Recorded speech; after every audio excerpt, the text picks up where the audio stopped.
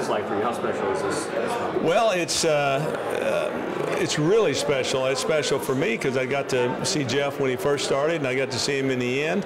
And I've known him all the years in between. So to be able to know him when I was a coach, I knew him as a manager, and he's a terrific guy, and I'm really happy for him. I think this is a wonderful thing for him, number one, but for fans and for the Houston Astros, this is another terrific move for us. So it's fun. Is there one moment that really stuck out to you from his career that maybe you experienced with him maybe on the field?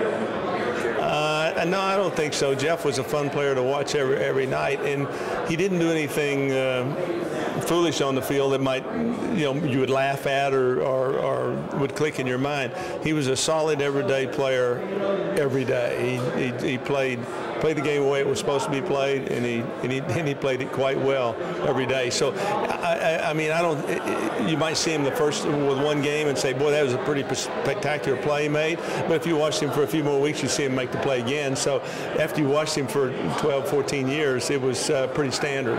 Phil, was managing Jeff and Bishop and make your job a little bit easier? You bet it does. I'm telling you, just go to a team without guys like that, and it's a dogfight every day to try to get people in line and try to get them to develop a team concept. But when you had leaders like Jeff and like Craig, you sort of leave some things alone to them.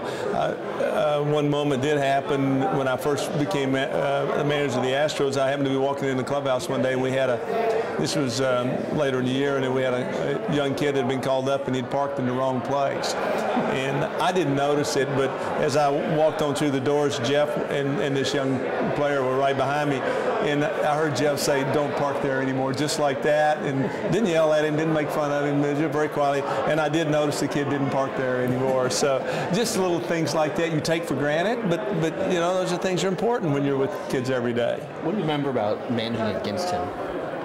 Well, I can tell you this, he changed the game in the way you managed, and not from just an offensive standpoint.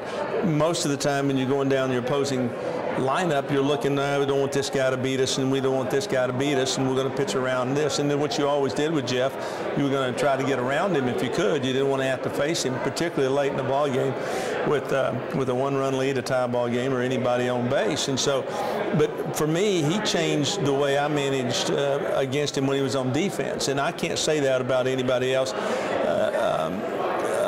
And for about a decade in there, because when he became a first baseman, he became the best first baseman in the National League. And of course, in those days, it was just standard to put a bunt on. Every pitcher was going to bunt, and there were a few pitchers that could handle a bat, and you had to protect them. But when you put a bunt on, Jeff, even though there'd be a runner on first base, he had a knack for getting in the hitter's face pretty quickly, and he would make terrific plays. And so we had to tell our pitchers learn to handle the bat a little better. We had to manage it differently because, and you asked for one play that I remember. I do recall one particular play in the Astrodome.